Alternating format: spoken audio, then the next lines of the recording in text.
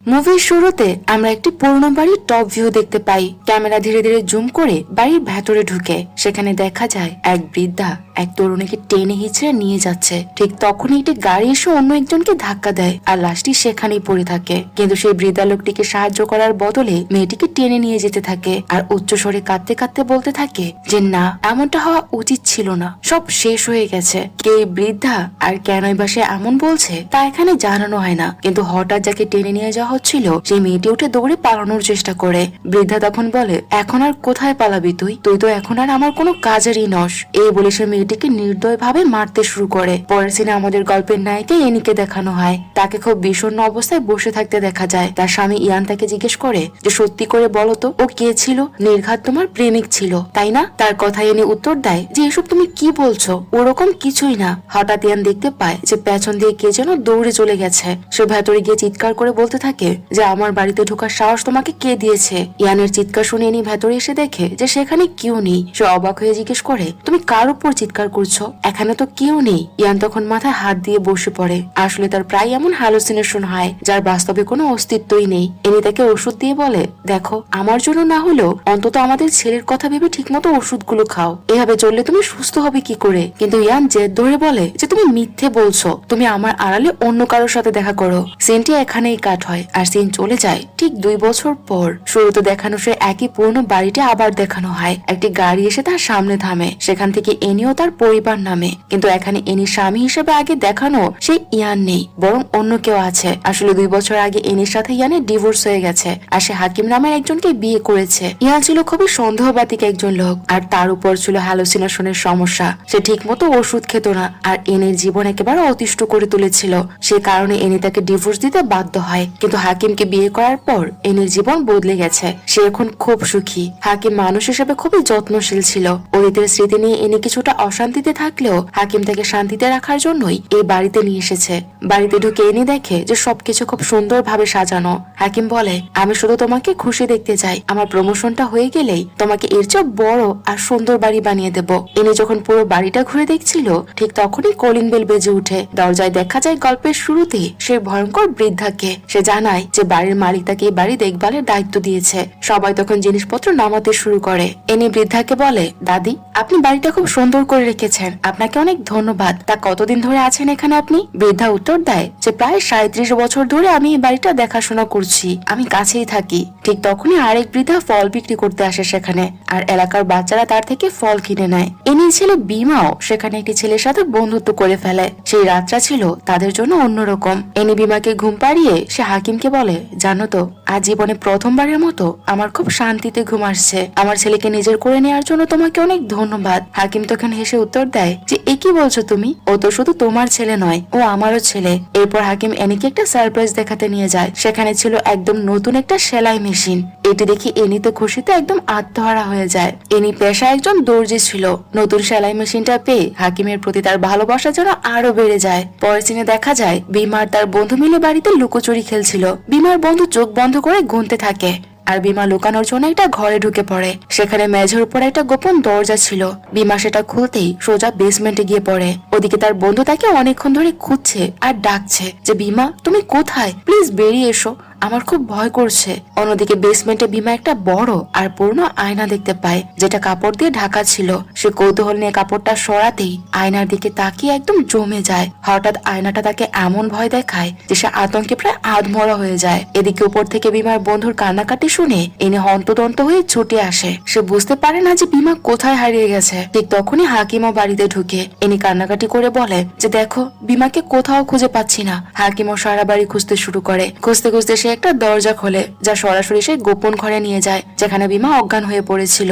হাকিম দ্রুত তাকে কোলে করে উপরে নিয়ে আসে। এনি বারবার ডাকার পর ভাগ্যেশ বিমা চোখ মেলে তাকায়। তখন গিয়ে এনির যেন ধরে প্রাণ ফিরে আসে। এমন সময় সে বুড়ি দাদি সেখানে আসে। হাকিম তাকে বলে, দাদি আজ থেকে আমার ছেলের দেখাশোনার দায়িত্ব আপনার। এই কথা শুনে দাদি তো যেন মনে প্রাণে আনন্দই পাচ্ছিল। তাকে দেখে মনে হচ্ছিল যে সে মনে মনে এটাই চেয়েছিল। দাদির আসল উদ্দেশ্য কি সেটা আমরা পরে জানতে পারবো। সেদিন রাতে দেখা যায় বিমা ঘুমের ঘুরে হাঁটছে আর দাদি তাকে ডাকছে আর বিমা সেদিকে এগিয়ে যাচ্ছে। হঠাৎ হাকিমের ঘুম ভেঙে যায় আর পাশে বিমাকে দেখতে না পেয়ে সে তাকে খুঁজতে বের হয়। সে দেখে যে বিমা একটা টেবিলের সামনে বসে আছে। হাকিম যখন তাকে জাগাতে যাবে ঠিক তখনই এনি সেখানে পৌঁছায়। হাকিম বিমার আঁকা কিছু ছবি দেখতে পায়, যেখানে সে একটা বাড়ি, পাশের একটা গাছ আর পূর্ণিমার চা দেখেছে। পরদিন এনি দেখে যে বিমা আবারও ঠিক একই ছবি আঁকছে। হঠাৎ একটা শব্দ হয় আর এনি দেখে যে বেসমেন্টে সে আয়নাটা এখন হলের মাঝখানে রাখা। এনি যখন আয়নার সামনে দিয়ে যাচ্ছিল সে লক্ষ্য করে যে আয়নার ভেতরে তার নিজের প্রতিচ্ছবি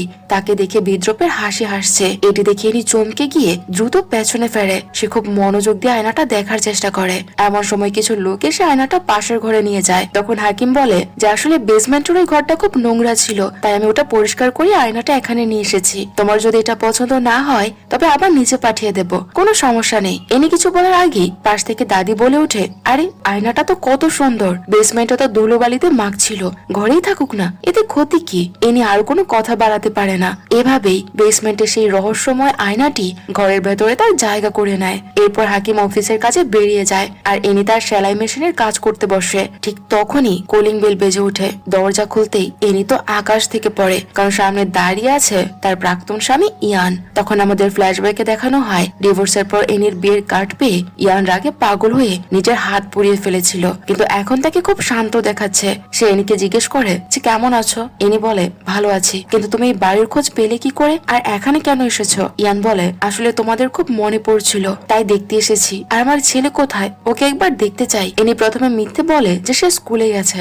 কিন্তু ঠিক তখনই বিমা পেছন থেকে চলে আসে। ইয়ান তাকে আদর করে অনেকগুলো খেলনা দেয়। ইয়ান বলে আজ বিমাকে আমার সাথে পাঠাও, ওকে নিয়ে একটু সাঁতার কাটতে যাবো। এনি তাকে সরাসরি না করে দেয়, কিন্তু বিমা নিজে থেকে সাঁতার কাটতে যাওয়ার জন্য বায়না ধরে। ইয়ান এনির সাথে যাই করে থাকুক না কেন, শেষ পর্যন্ত সে তো বিমার নিজের বাবা। ঠিক সেই সময় বুড়ি দাদি সেখানে এসে হাজির হয় আর বলে আরে এ তো বিমার বাবা, দাঁড়াও আমি বিমাকে তৈরি করে দিচ্ছে। এই বলে সে বিমাকে ভেতরে নিয়ে যায়। এনি শুধু এটুকুই বলে যে বেশি দেরি করো না, ওকে তাড়াতাড়ি নিয়ে ফিরো। হাকিম জানতে পারলে কিন্তু বড় সমস্যা হয়ে যাবে। তার কথা শুনে ইয়ান বেশ বিরক্ত হয় আর তাকে বেশ দিদি বিরক্ত হয়ে বলে ও আমার ছেলে, ওকে কিভাবে দেখে রাখতে হয় সেটা আমার থেকে ভালো আর কেউ জানবে না। আসলে তুমি আমাকে দু চোখে দেখতে পারো না, তাই আমাকে এমনটা বলছো।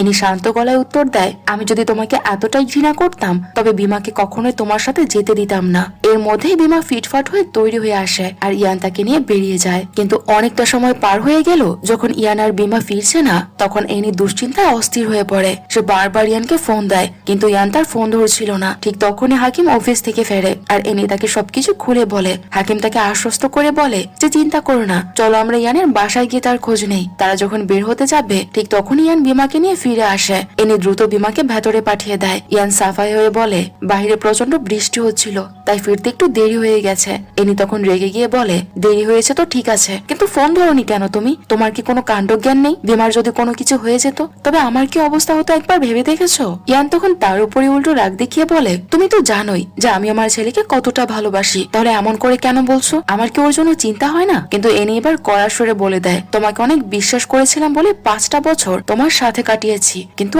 আর না, আজ থেকে আর কখনো আমাদের সামনে আসবে না। ইয়ানও দমে যাওয়ার পাত্র নয়। সে যেভাবে হোক এনিকে ফিরে পেতে চায়। সে বারবার তাকে বোঝানোর চেষ্টা করে, কিন্তু হাকিম মাঝখানে এসে বলে আমি জানি আপনি বিমার বাবা, কিন্তু এখন তর্কের সময় নয়। এনি খুব আপসেট হয়ে আছে, দয়া করে এখন এখান থেকে চলে যান। এই বলে সে ইয়ানকে বাইরে বের করে দিয়ে দরজা বন্ধ করে দেয়। সেদিন রাতে সবাই যখন ঘুমে তখন এক অদ্ভুত কাণ্ড ঘটে যায়। এনি হঠাৎ জেগে দেখে যে সে এক পাহাড়ের উপর দাঁড়িয়ে আছে, তার সামনে দুজন মানুষ আর পেছনে বেসমেন্টের সেই রহস্যময় আয়নাটি। এনি আয়নার দিকে তাকাতেই সেখানে একটি মেয়েকে দেখতে পায় যে বাড়িতে তাদের আসার আগে থাকতো। এনি আয়নাটা স্পর্শ করে দেখার জন্য পেছনে ঘুরে যে কেউ দাঁড়িয়ে আছে কিনা, কিন্তু সেখানে কেউ ছিল না। হঠাৎ সেই মেয়েটি আয়না থেকে বেরিয়ে এনির গলা চেপে ধরে। এনি দরফর করে চোখ মেলে তাকায়, তখন সে দেখতে পায় যে ওটা একটা দুঃস্বপ্ন ছিল। সে ওঠে মুখ ধুতে যায়, তখন লাইটগুলো মিটমিট করতে শুরু করে। হঠাৎ তার মনে হয় বিমা তার পেছন দিয়ে দৌড়ে চলে গেছে। এনি তার পেছনে ছুটতে ছুটতে ডাকতে থাকে যে বাবা কোথায় যাচ্ছ তুমি? তখনই সে স্তম্ভিত হয়ে দেখে যে বিমা আয়নার ভেতরে আটকে আছে আর চিৎকার করে বলছে, মা আমাকে এখান থেকে বের করো। কিন্তু পরক্ষণই আয়না থেকে বিমার প্রতিচ্ছবি যেন গায়েব হয়ে যায়। এসব দেখে এনি আতঙ্কে চিৎকার করে ওঠে আর বলে যে বাবা আমি তোমার কিচ্ছু হতে দেব না, আমি এখনই তোমাকে বের করছি। সে হাতের কাছে যাই পায় তাই আয়নার দিকে ছুড়ে মারতে থাকে আর চিৎকার করে বলতে থাকে, আমার ছেলেকে ছেড়ে দাও। ঠিক তখনই আয়নাটা অ্যানির গায়ের উপর পড়তে যায় আর তখনই এনি আবার চোখ মেলে তাকায়। অর্থাৎ এটা ছিল এনির স্বপ্নের ভেতর আরেকটা স্বপ্ন। কিন্তু আসল ভয়ের ব্যাপার হলো বাস্তবে বিমাকে কোথাও খুঁজে পাওয়া যাচ্ছিল না। এনি পাগলের মতো সারা বাড়ি খুঁজতে থাকে। নিচে নেমে সে দেখে যে দাদি একটা দোলনা চেয়ারে বসে আছে আর তার পাশে বিমা নিশ্চিন্তে ঘুমাচ্ছে। তাকে দেখে দাদি বলে, ও ঘুমের ঘুরে হাঁটছিল, তাই আমি ওকে নিয়ে এখানে ঘুম পাড়িয়ে দিয়েছি। এনি বিমাকে কোলে নিয়ে উপরে চলে যায়। সে ভাবে যে যা দেখেছে সব মনের ভুল বা নিছক স্বপ্ন, ভয় পাওয়ার কিচ্ছু নেই। এই পরের সিনে দেখা যায় এনি তার এক বান্ধবীর সাথে জুম করে কথা বলছে। সে তাকে একটা জামা সেলাই করতে দিয়েছিল আর সেটার ডিজাইন নিয়ে আলোচনা করছিল। কথা বলতে বলতে এনি হঠাৎ আয়নার ভেতরে হাকিমের মুখ দেখতে পায়। সে বলে, আরে তুমি এসে গেছো। তখন আয়নার ভেতর থেকে হাকিম বলে, শোনো এনি, তাড়াতাড়ি এই জায়গা থেকে চলে যাও। এনি অবাক হয়ে জিজ্ঞেস করে, কি বলছো এসব? হাকিম আবার বলে, এক্ষুনি এখান থেকে বের হও। এনি তার বান্ধবীকে বলে, একটু দাঁড়াও তো, আমি আসছি। তখন উপাস থেকে তার বান্ধবী অবাক হয়ে জিজ্ঞেস করে, অ্যানি তুমি কার সাথে কথা বলছো? ওখানে তো কেউ নেই। এই কথা শুনে এনি তো একদম ভেবাচাকা খেয়ে যায়। সে পেছন ফিরে তাকিয়ে দেখে যে হাকিম উধাও। সে হন্যে হয়ে হাকিমকে খুঁজতে থাকে। ওদিকে ভিডিও কলে থাকা তার বান্ধবীও ঘাবড়ে যায়। সে ভাবতে থাকে যে এনি হয়তো আগের রাতে কোনো ভূতের সিনেমা দেখেছে। সে বলতে থাকে, অ্যানি আমি কিন্তু এইসব ভূতের সিনেমা একদম পছন্দ করি না, তুমি কি পাগল হয়ে গেলে নাকি? এনি পুরো বাড়ি তন্ন তন্ন করে খুঁজতে থাকে কিন্তু হাকিমের কোনো চিহ্নই সেখানে নেই। ভয়ে সে চিৎকার করে ওঠে আর তাকে দেখে জুম করে থাকা তার বান্ধবীও গলা ফাটিয়ে চিৎকার করতে শুরু করে। কিছুক্ষণ পর হাকিম যখন বাড়িতে ফেরে তখন এনি একটু শান্ত হয়, কিন্তু এবার তার নিজের উপরেই সন্দেহ হতে শুরু করে। তবে কি ইয়ানের মতো তারও হ্যালোসিনেশন হচ্ছে? পরদিন এনি খুব খুঁটিয়ে খুঁটিয়ে আয়নাটা পরীক্ষা করতে শুরু করে। আয়নার গায়ে খোদাই করা অদ্ভুত সব চিহ্ন সে লক্ষ্য করে। সে যখন আয়নার পেছনটা দেখতে যাবে ঠিক তখনই তার ফোনটা কেঁপে ওঠে, যা তাকে রীতিমতো চমকে দেয়। হাকিম ফোন করেছে। সে জিজ্ঞেস করে, তুমি কি স্কুল থেকে বিমাকে নিয়ে এসেছো? এই কথা শুনে এনি অবাক হয়ে যায় আর বলে, ওকে তো তোমার নিয়ে আসার কথা ছিল তাই না? হাকিম বলে, আরে ঠিক আছে, আমি দাদিকে বলেছিলাম বিমাকে নিয়ে আসতে, সে মনে হয় ওকে নিজের বাসায় নিয়ে গেছে, তুমি দাদির ওখান থেকে ওকে নিয়ে এসো। এনি দাদির বাসায় গিয়ে দেখে বিমা তার বন্ধুর সাথে খেলা করছে। দাদিকে দেখে এনি বলে, ভালোই হলো আমি এলাম, নইলে আপনাকে কষ্ট করে ওকে নিয়ে আসতে হতো। তারপর সে দাদিকে বলে, দাদি আপনাকে আমার কিছু জিজ্ঞেস করার ছিল। দাদি এনিকে ঘরের ভেতরে নিয়ে যায়। সেখানে এনি একটি প্রতিচ্ছবি দেখতে পায় যা হুবহু তাদের বাড়িতেও আছে। এনি জিজ্ঞেস করে, ইনি কি এই বাড়ির মালিক? দাদি দীর্ঘশ্বাস ফেলে বলে, হ্যাঁ উনি তোমাদের আর আমার এই দুই বাড়িরই মালিক ছিলেন, কিন্তু আজ প্রায় 25 বছর হলো উনি মারা গেছে। তারা যখন বেঁচে ছিল তখন আমি আর আমার স্বামী তাদের বাড়ি দেখাশোনা করতাম। ইনি আরো জানতে চায় যে এখন এই বাড়ির মালিককে, তার কি কোনো সন্তান নেই? দাদি বলে, তাদের অনেক ছেলে মেয়ে ছিল কিন্তু তারা সবাই এখন বিদেশে আছে, এখানে থাকার ব্যাপারে তাদের কোনো আগ্রহ নেই। তাই আমার স্বামী মারা যাওয়ার পর গত কয়েক বছর ধরে আমি একাই এই বাড়িটা সামলাচ্ছি। ইনি অনুরোধ করে বলে, দাদি তাদের পরিবারের কারোর ফোন নম্বর কি আপনার কাছে আছে? আমার খুব কথা বলার দরকার ছিল তাদের সাথে। দাদি বলে, খুঁজে দেখতে হবে রেমা, পেলে তোকে দেবক্ষণ। দাদির কাছ থেকে বিদায় নিয়ে ইনি সোজা চলে যায় পুরনো দিনের জিনিসপত্র বিক্রি হয় এমন এক দোকানে। সে দোকানিকে আয়নাটির ছবি দেখিয়ে জিজ্ঞেস করে, আপনার কাছে কি এমন কোনো আয়না আছে? দোকানি বলে, এটা তো অনেক পুরনো আমলের মনে হচ্ছে, তুমি ওই ভেতরের ঘরে গিয়ে দেখতে পারো। এনে ভেতরে গিয়ে তন্ন তন্ন করে খোঁজে কিন্তু সে আয়নার মতো সে কিছুই পায় না। ঠিক তখনই সে দেখে যে একটি মেয়ে একটি বই কিনছে যার উপর সে একই রহস্যময় চিহ্নটি আঁকা। এনি মেয়েটিকে অনুসরণ করে একটি রেস্তোরাঁ পর্যন্ত যায়। মেয়েটি তার ব্যাগ আর বই টেবিলের উপর রেখে ভেতরে যায়। তখন এনি চট করে বইটি খুলে পড়ার চেষ্টা করে কিন্তু মেয়েটি ফিরে এসে তাকে দেখে রেগে গিয়ে জিজ্ঞেস করে যে আপনি আমাকে ফলো করছেন কেন? এনি তখন সব খুলে বলে, দেখুন আমি সম্প্রতি একটি বাড়িতে উঠেছি, সেখানে একটি পুরনো আয়না আছে যাতে ঠিক এই বইয়ের মতো চিহ্নগুলো খোদাই করা। আমার সাথে ওই বাড়িতে খুব অদ্ভুত সব কাণ্ড ঘটছে, তাই আমি শুধু এই ব্যাপারে জানতে চাইছিলাম। কথাগুলো শুনে মেয়েটি তার বোনের কথা মনে করে ফেলে। তার বোনও একদিন ফোন করে বলেছিল যে একটি আয়নায় তার জীবনের সব সমস্যার মূল কারণ। তারা দুজনে মিলে বইটি খুলে পড়ে। সেখানে আয়নাটি সম্পর্কে অনেক গোপন তথ্য ছিল যা দেখে তারা দুজনেই চমকে ওঠে। আর ঠিক এখানেই সিনটি শেষ হয়। পরের সিনে দেখা যায় এনি সেই বান্ধবী তার বানানো ড্রেসটি পরে এনি বাড়িতে এসেছে। সে বলে, সেদিন ভিডিও কলে তোমার কি হয়েছিল বলো তো? তোমাকে দেখে তো আমি হাড়মাড় শুকিয়ে ফেলেছিলাম। এনি কাষ্ট হাসি হেসে বলে, আরে কিছু না, ওটা আমার মনের ভুল ছিল। তার ড্রেসটির কি ঠিকঠাক হয়েছে? তার বান্ধবী তখন মুখ বাঁকিয়ে বলে, আরে দূর, এক গাদা আল্টারেশন লাগবে, ওটা ঠিক করাতেই তো তোমার কাছে আসা। এনি বলে, ঠিক আছে, আমি এখনই ঠিক করে দিচ্ছি। এই বলে এনি ভেতরে চলে যায়। অন্যদিকে তার বান্ধবীর নাক সিটকে বিড়বিড় করে বলছে, এমনিতেই ভয় আমার জান যায়, তার উপরে মহারানী আমাকে একলা ফেলে রেখে চলে গেছে। ঠিক তখনই সে আয়নার দিকে তাকায়। ওদিকে এনি ড্রেস ঠিক করার জন্য কিছু বাড়তি কাপড় নিয়ে আসে। হঠাৎ তিনি আয়নার ভেতরে সে মেয়েটিকে দেখতে পায়, যাকে মুভির শুরুতে সে বৃদ্ধা টেনে হিচড়ে নিয়ে যাচ্ছিল। কিন্তু দ্বিতীয়বার তাকাতেই সে দেখে যে সেখানে কেউ নেই। এনি মনে মনে নিজেকে বোঝায় যে আমি নির্ঘাত হ্যালুসিনেশনের মধ্যে আছি। এনির বান্ধবী ভয় পেয়ে জিজ্ঞেস করে, কি রে, তুই বারবার কার দিকে ওভাবে তাকাচ্ছিস বলতো? তোর হয়েছেটা কি? এই কথা শুনে এনি ভয় পেয়ে যায় যে বান্ধবী হয়তো বুঝে ফেলবে ওর মানসিক সমস্যা হচ্ছে। তাই সে আমতা আমতা করে নিচু হয়ে একটা কাগজ তোলার ভান করে। হঠাৎ কেউ একজন তাকে পেছন থেকে স্পর্শ করতেই এনে আতঙ্কে হিতাহিত জ্ঞান হারিয়ে তাকে আক্রমণ করে বসে। পরে দেখা যায় লোকটা আসলে ইয়ান। এনি তখন লজ্জিত হয়ে ইয়ানের কথায় বরফ ঘষে দিতে থাকে। তার বান্ধবী অবাক হয়ে ফিসফিস করে জিজ্ঞেস করে, এনি, এটাই কি বিমার বাবা? এনি বলে, হ্যাঁ, তবে আমাদের ডিভোর্স হয়ে গেছে। ইয়ানকে দেখে তার বান্ধবী তো দেওয়ানা হয়ে যায়। শিয়ানকে চোখ টিপে দিয়ে বলে, তুমি তো এখন সিঙ্গেল, তাই না? আমার সাথে মিঙ্গেল করলে কিন্তু মন্দ হয় না। এনিও তার এই বান্ধবীর হাত থেকে নিষ্কৃত পাবে। কিন্তু এনি ইয়ানকে ধমক দিয়ে বলে, তুমি আবার কেন এসেছো? আমি তোমাকে বারণ করেছিলাম না আসতে। ইয়ান কাচুমাচু হয়ে বলে, আসলে সেদিনকার ঘটনার জন্য আমি সরি বলতে এসেছিলাম। মাথাটা খুব গরম ছিল সেদিন। ঠিক তখনই বিমা দৌড়ে এসে ইয়ানকে পাপা পাপা বলে জড়িয়ে ধরে। ইয়ান তাকে কিছু খেলনা দিয়ে জিজ্ঞেস করে, বাবা, আবার কি সাঁতার কাটতে যাবে? চলো আমি নিয়ে যাই তোমাকে। এই কথা শুনে বিমা তো এক পায়ে রাজি হয়ে যায়। কিন্তু এনি তাকে সাফ জানিয়ে দেয় যে কালোর স্কুল আছে, ও কোথাও যাবে না। ইয়ান অনেক অনুরোধ করে বলে, একবার যেতে দাও না, আমারও তো ছেলের সাথে সময় কাটাতে ইচ্ছে করে, কিন্তু তুমি আমাকে সেখান থেকে বঞ্চিত করছো। কিন্তু এনি অনর। ঠিক তখনই হাকিম বাড়ি ফেরে। সে এনিকে ভেতরে পাঠিয়ে ইয়ানকে কড়া গলায় বলে, আপনার এখানে আসাটা একদমই ঠিক হচ্ছে না, দয়া করে ভদ্রভাবে এখান থেকে বিদায় হন। তার কথা ইয়ান রাগে গজগজ করতে করতে চলে যাচ্ছিল।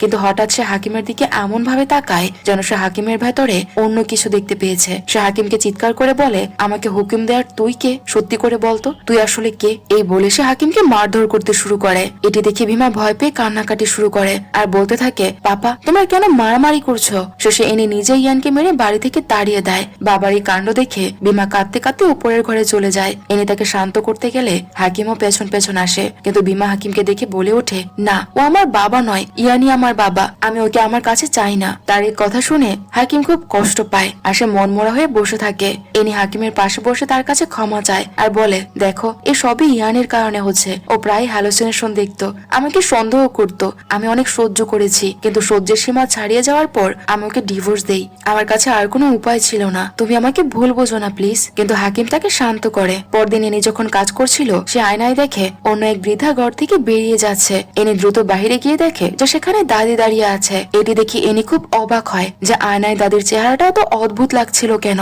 সে কি সত্যি পাগল হয়ে যাচ্ছে? এনি ভেতরে ফিরে এসে আয়নাটা স্পর্শ করে। তখনই আয়নার পর্দায় কিছু অক্ষর ভেসে ওঠে। এনি সেগুলো মোছার চেষ্টা করে, কিন্তু অক্ষরগুলো মুছে যায় না। সে পুরোপুরি দিশেহারা হয়ে পড়ে। এটা কি সত্যি তার মনের ভুল নাকি কোনো অশুভ ইঙ্গিত? অন্যদিকে এনি ইয়ানকে স্কুলে যেতে মানা করলেও ইয়ান ছেলের টানা সোজা বিমার স্কুলে পৌঁছে যায়। এনি সেখানে এসে ইয়ানকে আচ্ছা করে বকে যে তুমি বাড়িতে না গিয়ে স্কুলে কেন এসেছো। তার কথা ইয়ান চুপ করে থাকে। এনি তখন ইয়ানকে জিজ্ঞেস করে, ইয়ান, তোমার যখন হ্যালুসিনেশন হতো তখন তুমি ঠিক কি কি দেখতে পেতে? ইয়ান অবাক হয়ে বলে, হঠাৎ এসব কেন জিজ্ঞেস করছো? এনি বুঝিয়ে বলে, এই বাড়ির আয়নাতে খুব রহস্যময় কিছু ঘটছে, মাঝে মাঝে তাতে অদ্ভুত সব লেখা ফুটে ওঠে। এনি তার ট্যাব থেকে ইয়ানকে কিছু ছবি দেখায়। ইয়ান তার ওষুধের কৌটা থেকে কয়েকটা হ্যালুসিনেশনের বড়ি বের করে এনির দিকে বাড়িয়ে দিয়ে বলে, আমার মনে হয় এই ওষুধগুলো এখন তোমারও খাওয়া দরকার। কিন্তু ইয়ান যখন এনি ট্যাবে সে অক্ষরগুলোর দিকে মন দিয়ে তাকায়, সে সেগুলো ডিকোড করতে পারে। সেখানে দুটো শব্দ ফুটে ওঠে, আর তা হলো সোমা বিয়াংরা, যা আসলে একজনের নাম।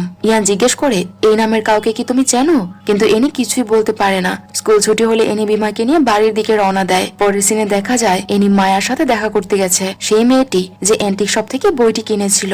মায়া তাকে একটি পারিবারিক ছবি দেখায় আর জানায় যে ছবিতে থাকা মহিলাটি তার মা আর মেয়েটি তার বোন। ছবিটি দেখে এনি একদম চমকে ওঠে, কারণ পরিষ্কার বোঝা যাচ্ছে যে ছবিটি এনিদের বাড়িতেই তোলা। এনি অবাক হয়ে জিজ্ঞেস করে, কত বছর আগে তারা এই বাড়িতে থাকতো? তুমি কি এ ব্যাপারে কিছু জানো? মায়া দীর্ঘশ্বাস ফেলে বলে, 2 বছর আগে আমরা ওই বাড়িতে ভাড়া থাকতাম, আমি, আমার মা আর আমার বোন। বাবা তো অনেক আগেই মারা গিয়েছিল।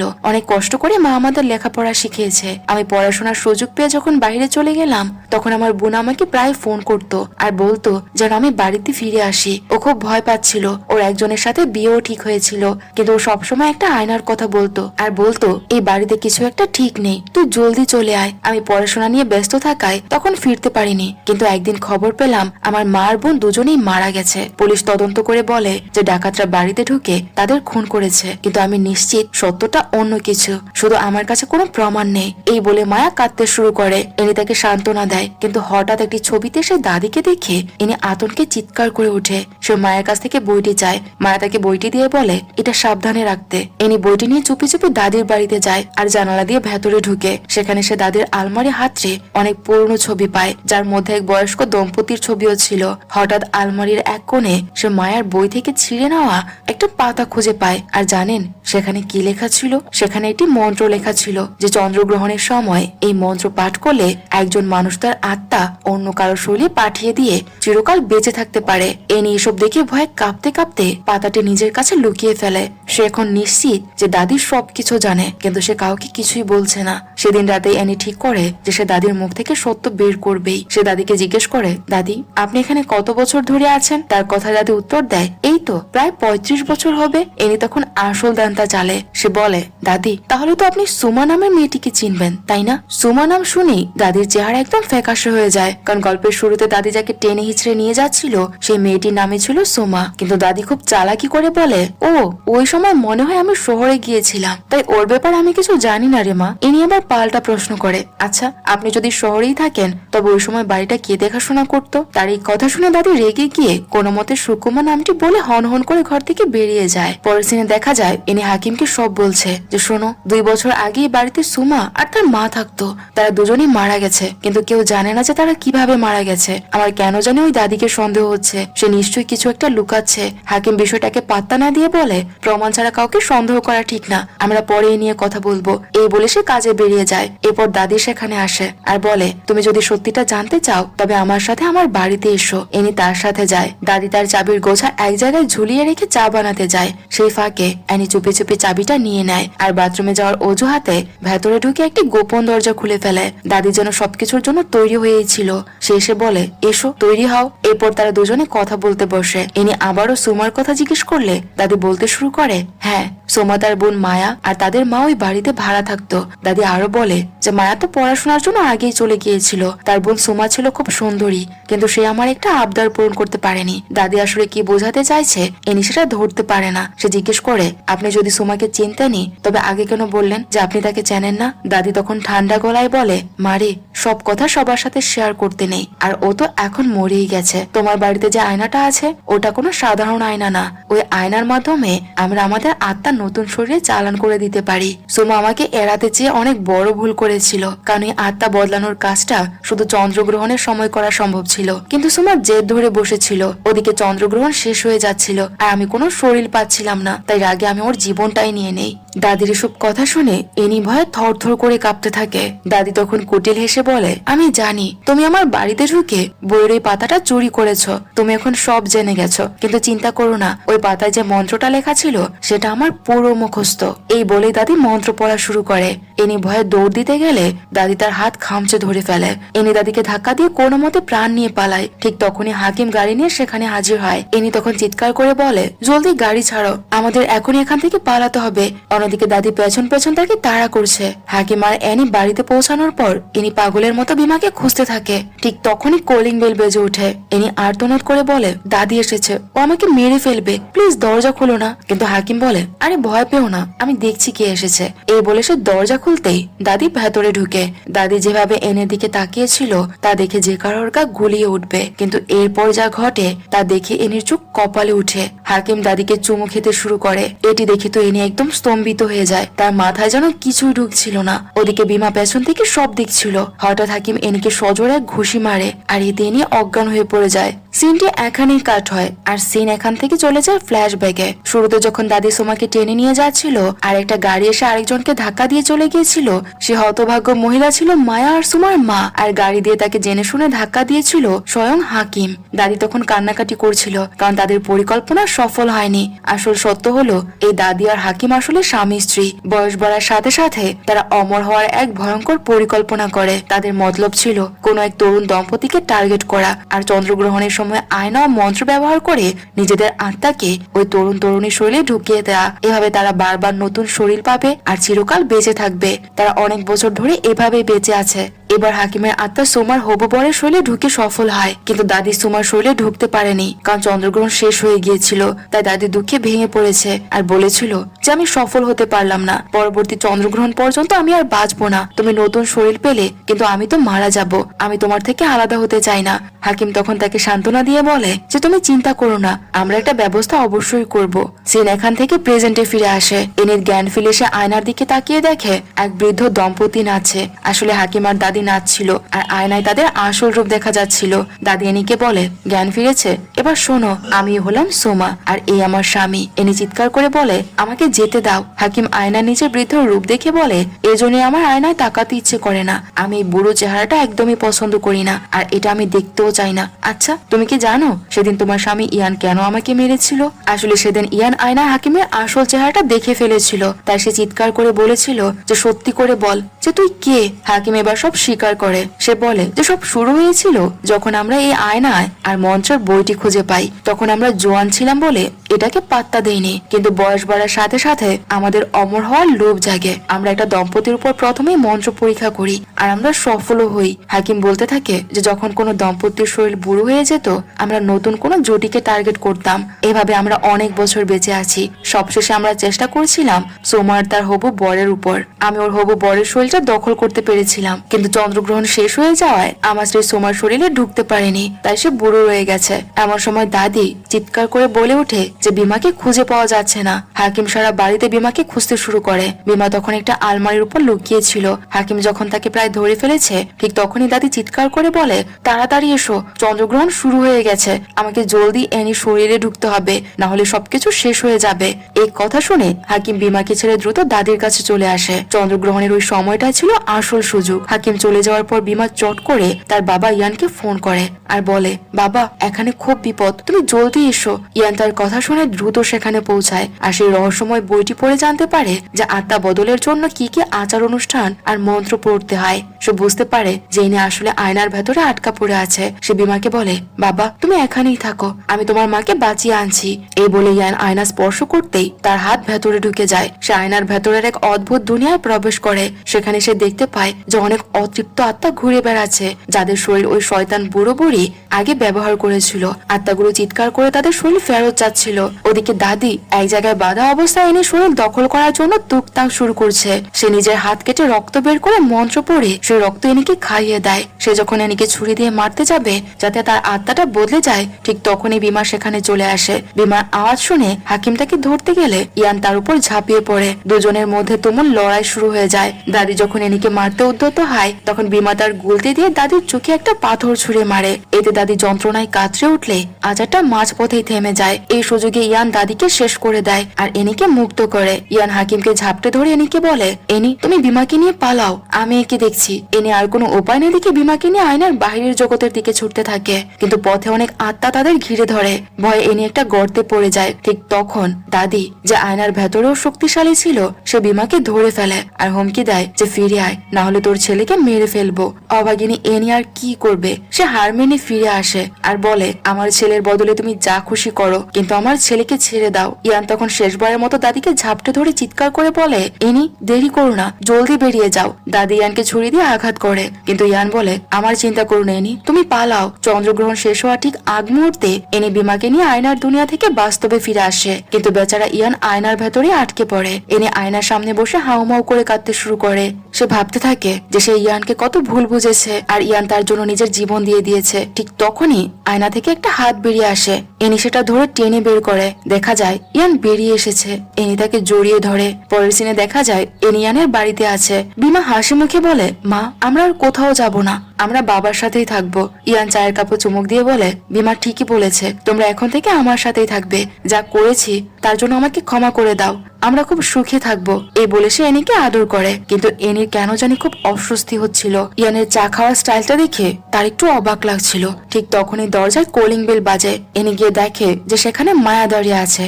মায়া বলে, এনি তুমি সেদিন জানতে চেয়েছিলে না যে সুমার হবু বর দেখতে কেমন ছিল? এই দেখো তার ছবি। এনি ছবিটা দেখেই একদম পাথর হয়ে যায়, কারণ সুমার হবু বর ছিল আসলে ওই হাকিমি। আর ছবি সেই ছেলেটি যেভাবে চায়ের কাপ ধরে আছে, একটু আগেও ইয়ানো ঠিক একইভাবে কাপ ধরেছিল।